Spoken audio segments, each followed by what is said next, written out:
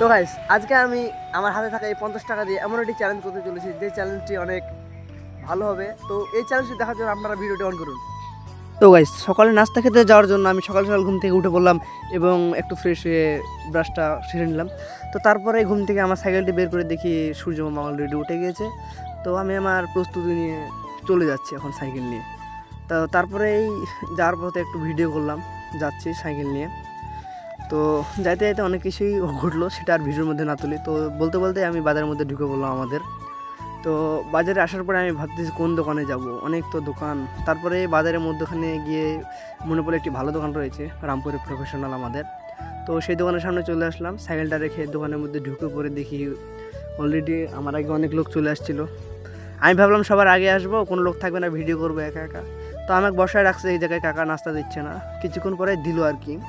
এই যে যদিও এগুলা লো কোয়ালিটির নাস্তা আপনাদের কাছে হইতে পারে, তবে এটা আমাদের কাছে অনেক ভাইয়া। তো আমি খাওয়া শুরু করে দিলাম, দেখা যাক আজকে কি হয়। তো নাস্তার শেষে আমাকে দিল চা, তো আমি খাচ্ছি চা। দুধ চা দিল আমাদের। দুধ চা খাওয়ার পরেই আমি টাকাটা দিয়ে দিলাম এবং আমাকে 20 টাকা ছুঁড়ে মারলো। তো তারপরে আপনারা কি বলবেন? নাস্তা খাওয়ার পরও আমার কাছে থাকে গেলো এই 20 টাকা।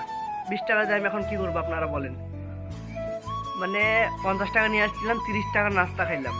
এই 20 টাকা দিয়ে আমি এখন কি করব? কি করবো অবশ্যই কমেন্ট বক্সে জানাই যাবেন। 20 টাকা দিয়ে আমি কি করব কমেন্ট বক্সে জানাই যাবেন।